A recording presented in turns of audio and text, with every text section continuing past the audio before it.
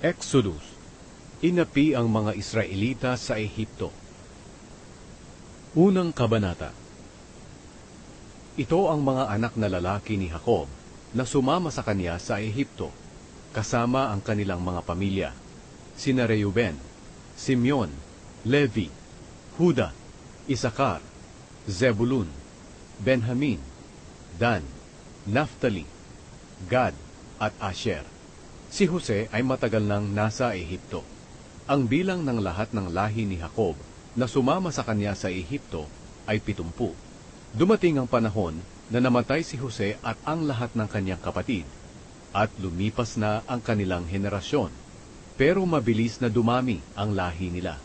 Sa sobrang dami nila, nangalat sila sa buong lupain ng Ehipto.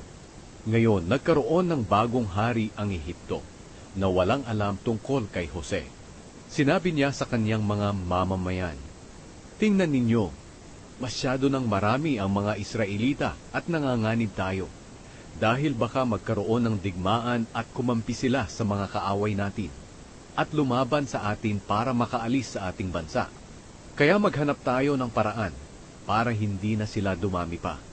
Kaya naglagay sila ng mahihigpit na tao na mamamahala sa mga Israelita para pahirapan sila at pagtrabahuhin ng mabigat.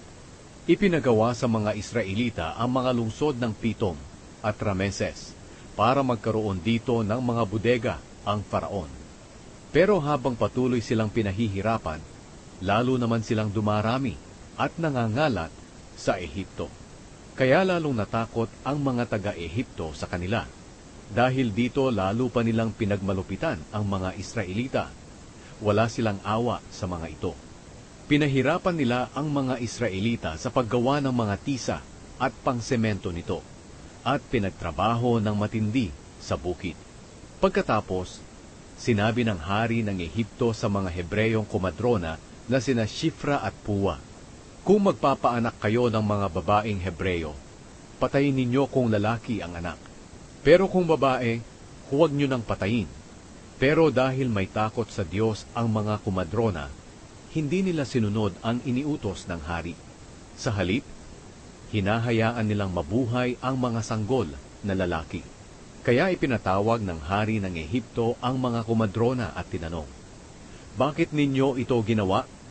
Bakit hinahayaan ninyong mabuhay ang mga sanggol na lalaki?" Sumagot sila, "Ang mga babaeng Hebreyo ay hindi tulad ng mga babaeng Ehipsyo. Madali silang manganak, at bago pa po kami dumating, nakapanganak na sila. Kaya pinagpala ng Diyos ang mga komadrona, at dumami pa ng dumami ang mga Israelita. At dahil sa iginagalang ng mga komadrona ang Diyos, binigyan sila ng Diyos ng sarili nilang pamilya. Nang bandang huli, nag-utos ang Faraon sa lahat ng mamamayan niya, "Itapon ninyo sa ilog ng Nilo ang lahat ng bagong panganak na sanggol na lalaki ng mga Israelita, pero pabayaan ninyong mabuhay ang mga batang babae